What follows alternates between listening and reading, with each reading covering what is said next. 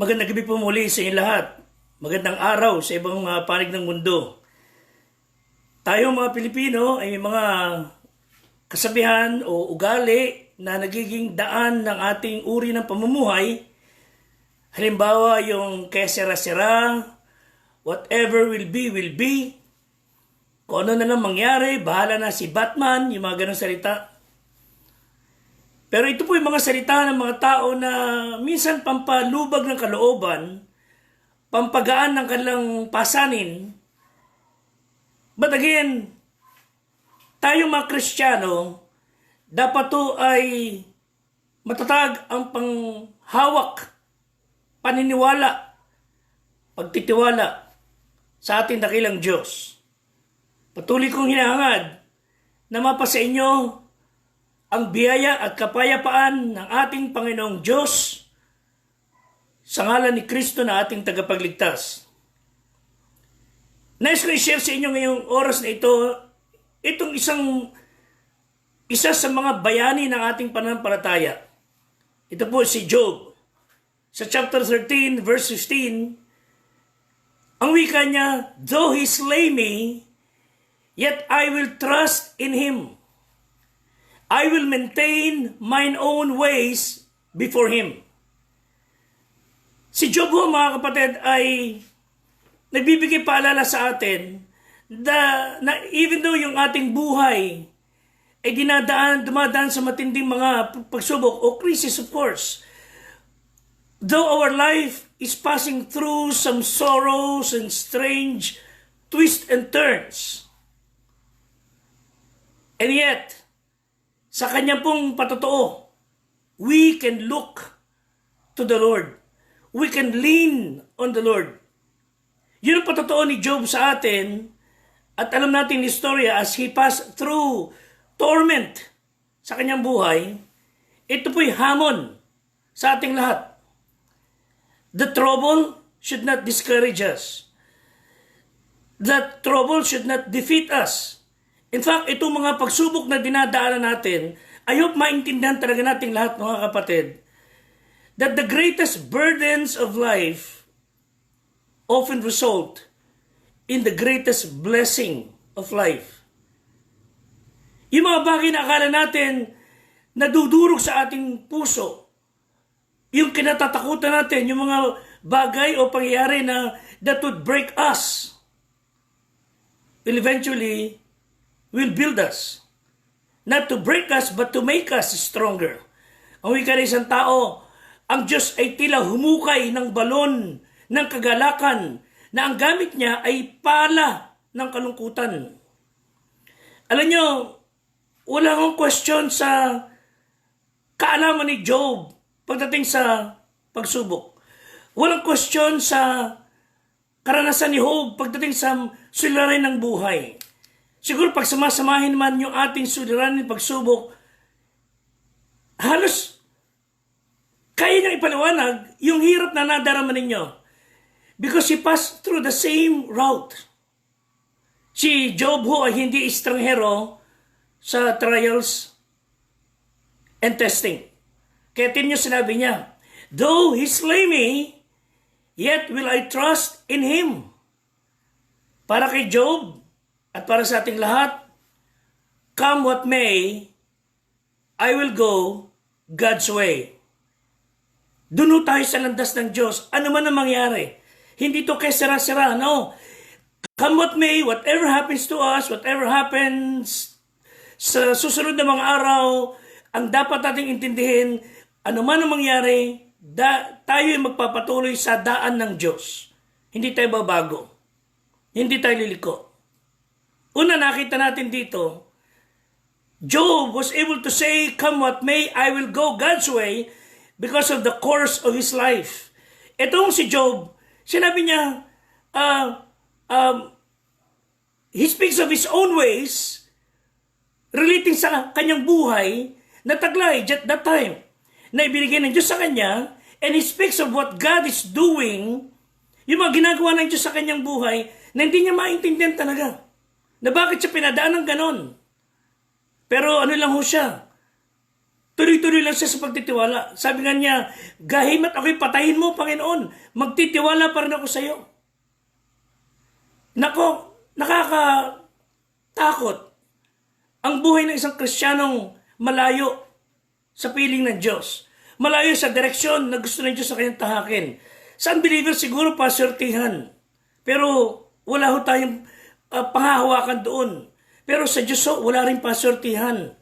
Pag ho ang buhay ng Kristiyano ay malayo sa Diyos, nako talaga hong ang tao o tayong Kristiyano magbibilang mo ng sunod-sunod na kapanglawan, kalungkutan. Mabuti na tayo ay nagdurusa at nakararanas ng mga suliranin na kapiling natin ng Diyos. Madalas natin nadidinig, I would rather walk in darkness with God than to walk in the light without God. You have no control sa buhay natin pag tayo ay malayo sa Diyos.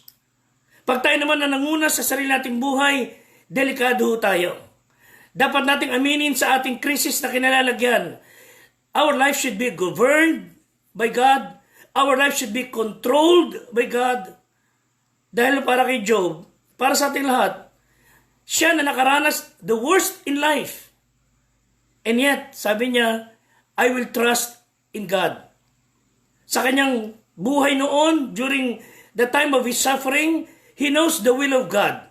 Alam niya kalooban ng Diyos. Alam niya yung nais ng Diyos na mangyari sa kanyang buhay. Hindi siya lumalayo sa salita ng Diyos na ito. Sa James chapter 4, 13 to 15, hindi natin babasahin. Pero nakalagay doon, sabi ng isa, I will go there tomorrow, and I will do this, I will do that. Sabi ng Diyos, mga kapatid, sa James chapter 4, for what is your life? It's even but a vapor that appeareth for a little time and then vanisheth away. Marami tayong plano sa buhay natin, wala hong problema ron. But when you take God out of that plan, when you get rid of God's will, kinakabahan na ho tayo. Dahil hindi mo alam, baka ito na huling hininga mo. May mga tao nagpaplano magsisi ng kasalanan, alas 12 ng hating gabi, namatay 11:59.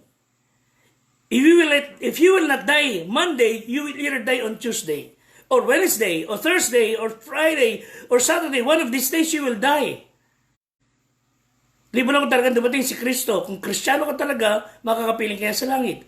Pero sino makapapangako bukas buhay ka pa? Sabi ng Diyos, anytime I could take your life. So kailangan natin sabihin, Panginoon, ang gagawin ko po ito ay dapat ayon sa kalooban mo. Ayon sa kagustuhan ng iyong puso. Kaya dapat tayong mabuhay, mga kapatid, in the center of God's will. That's the safest. And don't ignore yung kalooban ng Diyos. Because He controls our life. And He has the best plan para sa ating buhay. Lalo to, wala tayong alam na mangyayari pagkatapos ng ilang mga araw pa. Ang mga tao ngayon, nagbibilang na ng oras, ng saglit, maglalabas na nahuyan. Hindi nila alintana, na akala nila tapos na. Ang pandemya, hindi nila alam, pwede na kang magtrabaho, pwede ka nang gumawa ng gusto mo, pero dapat nag-iingat ka dahil ang virus nasa paligid pa rin. Di man tayo hayaan ng Diyos na dumaan sa landas na masaya. Di man po tayo hayaan ng Diyos dumaan sa maliwalas at mapagpalang landas ng buhay para kay Job at dapat para sa ating lahat. Diyos pa rin na nakaalam ng tama. So in the course of your life, sa ating buhay ngayon, lagi po tayo sa kalooban ng Diyos.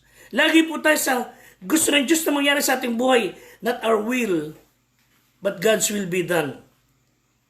Sa ating pong tinatahak na direksyon, mga kapatid, mas mainam na sabihin natin, I will go God's way, come what may. Sabi ni Job, though He slay me, yet I will trust in Him. Bakit to? Alam niya may purpose ang Diyos sa lahat ng bagay. Alam niya yung kalooban ng Diyos. He knows the will of God. Pangalawa, yung kanyang buhay, alam niya how God works. The work of God. Sa Psalm 138 verse 8, ang sabi ng Bible, pasasakdalin ng Panginoon ang tungkol sa akin. So God is in the business of perfecting us. Dito pa man sa lupa, inaayos na ho tayo. He is molding us ayon to be conformed to the image of His Son. Nais niya tayo maging maganda ang kalagayan, maayos na uri ng mga tao, para maging patotoo sa mas nakararami. Tayo ay parang pana at busog sa kamay ng archer na kinapit ng Panginoon sa kanyang pana at yung bala ay iniunat niya, no, pointing to His direction. Hindi natin alam kung saan, and then nung makita ni Diyos yung lugar na pagpakakawalan, He would let it loose. We may think our path is dark or difficult and dangerous. He's aiming at something para sa ating lahat. Para sa ikabubuti ho natin. Romans 8:28, hindi ho palasak na salita ng Diyos, but it's real. All things work together for good to them who love God, to them who are called according to His purpose. Ayon kay Erwin Lutzer, God often puts us in a situation that are too much for us so that we will learn that no situation is too much for God. Psalm 107 verse 30, sinabi ng Bible na magkagayon natutuwa sila dahil sila'y tiwasay, sa gayon kanyang dinadala sila sa daungang kanilang ibigin. God will put us in our desired haven. Alam niyo, ang dakilang layo ng Diyos sa ating buhay na ito ay mailapit tayo sa Kanya, makapiling niya tayo. May mga takot tayo along the way.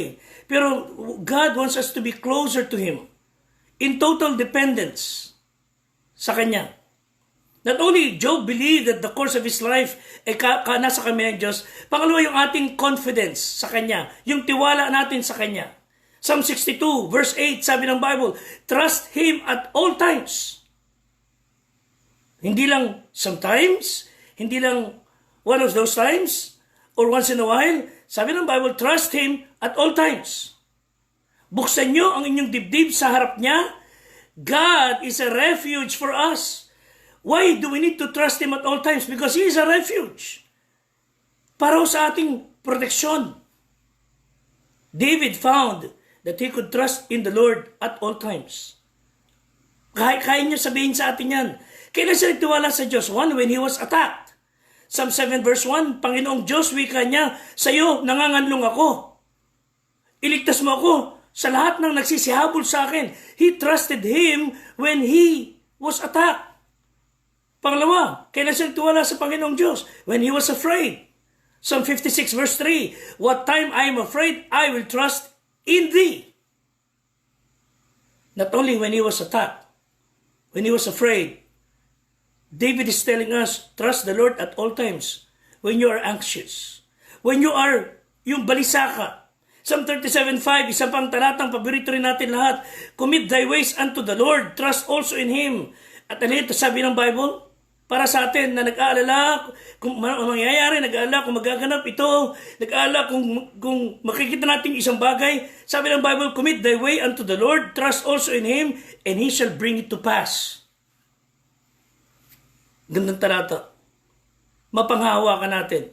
As long as we are in the will of God, as long as we are in total confidence sa Kanya. Bakit ho? Kasi ho, ang Diyos ho ay puspos ng karunungan. His prudence. Di man natin maunawaan ang kilos niya. Di man po natin maipaliwanag kung gaano katagal mangyayari yung mga bagay na ating kinatatakutan o kinasasadlakan. But we can be certain that He knows exactly what He is doing. Alam mo niya ang ginagawa niya. Hindi siya nasusurpresa. Hindi siya kaya ng tao na ginawa isang bagay, tapos, naku, nagkamali ako, wala akong ganun. Ang sabi ng isang awit, God is too wise to be mistaken. God is too good to be unkind. So when you don't understand, when you don't see His plan, when you cannot trace His hand, trust His heart. Alam niyo, ang Diyos natin, napakatalinong Diyos. Walang kapantay. Salamat sa Panginoong Diyos na tayo ay binibigyan niya ng karunungan na makakaunawa ng kanyang kalooban. He knows what is best. Kung ano yung nais ng ama, ng magulang sa kanyang mga anak, sa kanyang pamilya, kung ano ang layon nating mga magulang sa ating mga anak para sa kapakinabangan at kabutihan, walang kapara ang nais ng Diyos na mangyari sa ating buhay. All we need to do is to trust His prudence. Be confident in His prudence. Psalm 147:5, great is our Lord and of great power. His understanding is infinite. Walang boundaries ang karunungan ng Diyos. Walang boundaries ang kaunawaan ng Diyos. He knows the end from the beginning.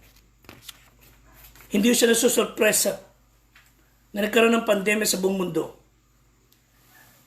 Di siya nagulat. Dumamatay ang anak ng isang kasama natin sa gawain ng isang araw. Hindi nagulat ang Diyos nung malaman na sa ospital ang isang kapatiran natin. Hindi po siya nagulat nung malamang meron tayong anak na may sakit o ikaw nagkaroon ng disgrasya. Hindi nagulat ang Diyos sa mga pangyari because He knows the end from the beginning. 2 Timothy 2:13, while we are passing through our testings and trials, at naroon yung tendency na madalas tayo nawawalan ng tiwala sa kanyang karunungan. 2 Timothy 2:13, kung tayo'y hindi mga tapat, yet He abideth faithful. Because He is good, lahat ng gagawin ng Diyos ay mabuti. Wala siyang hangad, wala siyang hangarin na makakasama sa iyo bilang anak niya. Wala siyang hangarin hindi mainam para sa gawain ng Diyos. Because He is God of love, lahat ng gagawin niya ay tulak ng pagmamahal. Sana maintindihan natin mabuti. Na kagaya natin bilang mga magulang na naghahangad sa kabutihan ng ating mga anak. Ganun din po ang nais ng Diyos, higit at doble tigit pa. His prudence, we could be confident. Pangalawa, in His promises, He knows why things happen. He assures us the way